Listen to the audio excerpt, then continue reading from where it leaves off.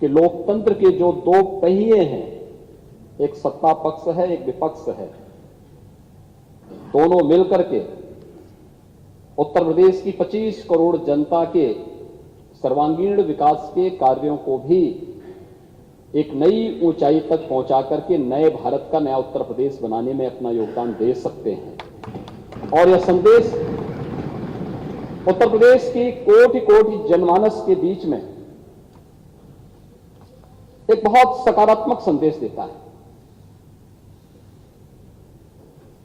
हमने अभी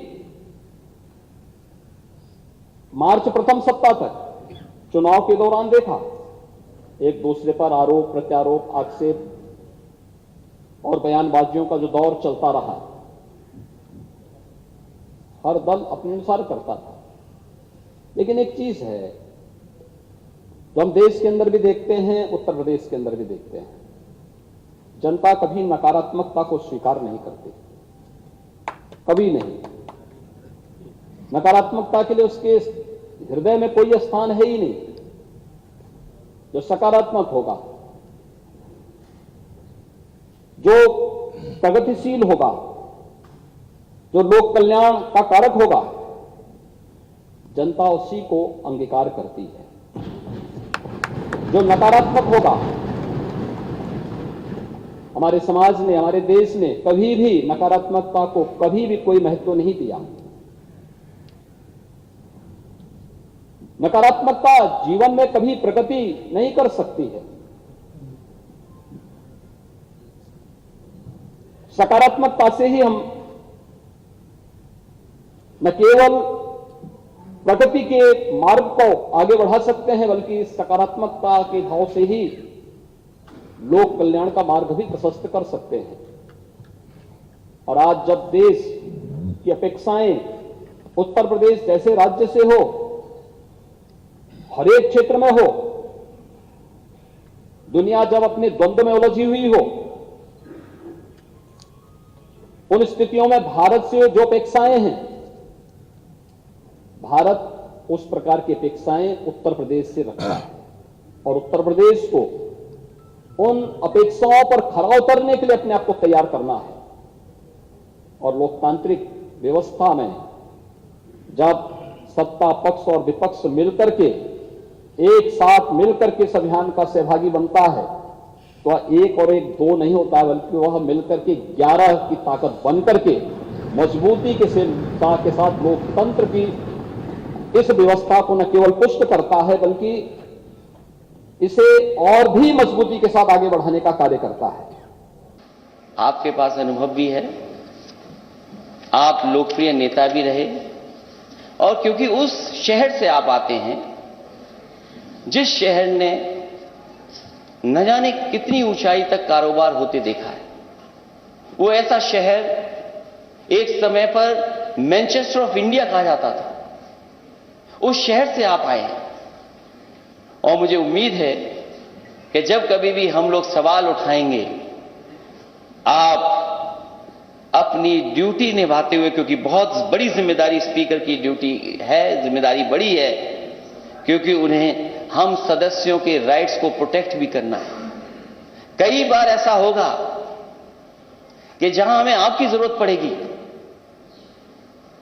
और बिना आपके स्वस्थ लोकतंत्र नहीं चल सकता। हालांकि आप राइट साइड से आए हैं, लेकिन ध्यान आपको लेफ्ट में रखना है। अब आपको उन्होंने छोड़ दिया है, मुझे उम्मीद है निष्पक्ष हैं आप, और आपको अब छोड़ दिया उस स्थान पर बैठा करके। आप राइट की तरफ नहीं देखेंगे,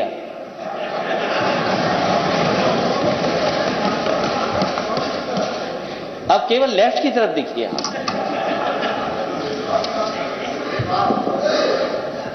और ये हाउस के वो रेफरी हैं, आप हाउस के वो रेफरी बनेंगे आप कि कभी गेम का हिस्सा मत बन जाना, क्योंकि आप राइट से आए। मुझे याद है जब पिछले कालखंड, पिछले 17वीं विधानसभा में इस सदी की सबसे बड़ी महामारी के दौरान हम लोगों ने विधानसभा के सत्र को यहां पे संचालित करने का निर्णय लिया। बहुत सारे प्रश्न उठ रहे थे कि कोरोना में सदन चलाना क्या आवश्यक है। हम लोगों ने कहा देखिए संवैधानिक बाध्यताएं हैं और विधायी कुछ कार्य संपन्न होने आवश्यक है, इस से हम लोग उसकी कोई व्यवस्था देने जा रहे हैं। हम लोगों का सत्र बहुत संक्षिप्त सत्र था, लेकिन सत्र कैसे हमने संचालित किया है, विभिन्न राज्यों से मेरे पास फोन आते थे कि कैसे आपने सदन का संचालन किया, कैसे इस कार्यक्रम को आगे बढ़ाया। और 17वीं विधानसभा तो इस मामले में बहुत रिच रही है कि उसने बहुत सारे ऐसे कार्य किए जो वास्तव में कार्यकाल 17वीं विधानसभा में सरकार को भी, माननीय सदस्यों को भी 3 वर्ष का ही कार्यकाल का एक अवसर प्राप्त हुआ था। 2 वर्ष कोरोना जैसी महामारी से जूझते हुए व्यतीत हुए, लेकिन उन 3 वर्षों में भी पहली बार सस्टेनेबल डेवलपमेंट गोल्स पर सदन में चर्चा हो सके और लगातार 36 घंटे तक चर्चा चल सके। शिक्षा के क्षेत्र में, स्वास्थ्य के क्षेत्र में, गरीबी उन्मूलन के क्षेत्र में, अन्नदाता किसानों के लिए, पर्यावरण के लिए कैसे हम उस विकास की प्रक्रिया को सतत बढ़ाने के लिए कार्य कर सकेंगे, इस पर चर्चा होती। इस पर इसी सदन में राष्ट्रपिता महात्मा गांधी की 150वीं जन्म जयंती के अवसर पर लगातार 36 घंटे तक हमारे सदन का चलना माननीय सदस्यों के मन में आम जनमानस के प्रति बसी व भावना को प्रदर्शित करने का एक माध्यम बना था। उसने देश के अंदर एक बहुत सकारात्मक संदेश दिया। मेरे पास तमाम संस्थाओं की ओर से इस बारे में संपर्क किया गया, कैसे इस कार्यक्रम को चलाया गया, क्या गोल्स निर्धारित हुए हैं, सरकार ने उस गोल्स को अचीव करने के लिए अपने आगे की रोड मैप क्या तैयार किया है। इन सब पर एक सकारात्मक पहल आगे बढ़ी थी। क्योंकि ये समय उस बात का नहीं है कि नेता सदन ने जो कोरोना पे बात कही है, वो समय आएगा तो मैं कोरोना पे भी बात करूंगा। क्योंकि उस शहर से आप आए हैं जिस शहर ने कोरोना देखा था, और कैसा कोरोना देखा था। उस शहर के सेविंग अकाउंट बता सकते हैं कि अगर देश में सेविंग अकाउंट से पैसा कहीं अगर सबसे ज्यादा निकाला गया था तो वो कानपुर शहर था, आपका शहर था। इसलिए वो बहस का समय नहीं है अभी तो केवल हम इतना कहना चाहते हैं विपक्ष के होने के नाते कि समय समय पर आपके संरक्षण की जरूरत पड़ेगी, और जितना आप विपक्ष को मौका देंगे उतना लोकतंत्र मजबूत होगा। जितना विपक्ष बोलेगा और जितना सवाल विपक्ष उठाएगा, क्योंकि कई बार ऐसा होगा, और क्योंकि मैं भी वहां पर बैठ करके काम किया हूं कि मंत्री बड़े तैयारी के साथ आते हैं, और कई बार आप सदस्य रहे हैं, आपने भी ऐसे ऐसे सवाल पूछे हैं, वो हमारे मंत्री कई बार जवाब नहीं दे पाते थे, मुझे खड़ा होना पड़ता था। इसलिए वो अनुभव आपके पास है, उस समय आपके संरक्षण की जरूरत पड़ेगी। मुझे उस सरकार को भी नेतृत्व देने का सौभाग्य प्राप्त हुआ था। उस सरकार में औद्योगिक विकास मंत्री के रूप में जो कार्य किया, उत्तर प्रदेश के इतिहास में पहली बार उत्तर प्रदेश के अंदर 3,60,000 करोड़ रुपए से अधिक की निवेश के प्रस्ताव को जमीनी शासन पर उतारने का कार्य करना था। लाखों नौजवानों को नौकरी और रोजगार के साथ जोड़ने, उनके जीवन को उज्जवल भविष्य की ओर अग्रसर करने में जो योगदान दिया गया, कानपुर के विकास के साथ साथ उत्तर प्रदेश के समग्र विकास के लिए जो सकारात्मक भूमिका आपकी थी, डिफेंस कॉरिडोर आदरणीय प्रधानमंत्री जी की मंशा के अनुरूप उत्तर प्रदेश के अंदर स्थापित हो, और इसके लिए 6 नोड पर कार्य तेजी से हो। उत्तर प्रदेश के अंदर एक्सप्रेस वे का एक संजाल बिछे और उत्तर प्रदेश अपने इंफ्रास्ट्रक्चर के लिए देश के अंदर एक नई पहचान के साथ उभरे।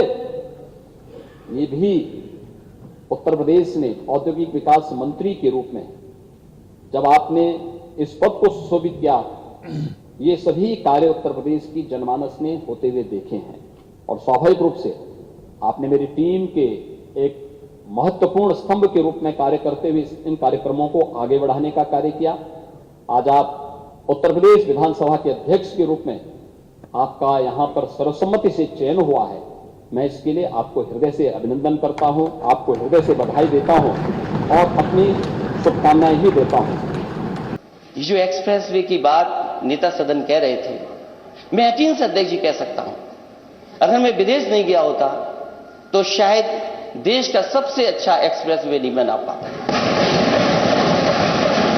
और मैं अगर विदेश नहीं गया होता तो शायद आपके शहर को भी मैं मेट्रो नहीं दे पाता। और जब मैंने विदेश की बड़ी बड़ी इमारतें देखी, आज तो हम ये जो इमारत जिसमें बैठी है ब्रिटिश जमाने की है, ये हमारी आपकी नहीं बनाई हुई है, किस जमाने में बनी थी। और मुझे खुशी है इस बात की कि चाहे हमने ब्रिटिश परंपरा को निभाया हो, आप छिपे नहीं हो, हमने घसीटना नहीं पड़ा हो, लेकिन नेता सदन जिस बिल्डिंग में बैठते हैं वो आजाद भारत में समाजवादियों की बनाई हुई है। अभी मैं उस बहस में नहीं जाना चाहता हूं कि टेबल बड़ी बजाई गई थी कि 3 लाख जाने कितना 1000 करोड़ की सहमति हुई है। अध्यक्ष जी, आप उस पद पर हैं, हम आपसे बहस नहीं करेंगे, क्योंकि सच्चाई आप भी जानते हो, सच्चाई मैं भी जानता हूं। और जो सदस्य बोल रहे हैं, अध्यक्ष जी इनको कमरे में आकर बुला करके बता देना। अध्यक्ष महोदय, जो माननीय सदस्य बोल रहे हैं, मैं आपसे कहूंगा कि अपने कमरे में बुला करके उन्हें दिखा दीजिए, तो शायद मेरी बात का यकीन न माने, आपकी बात का यकीन मान जाए।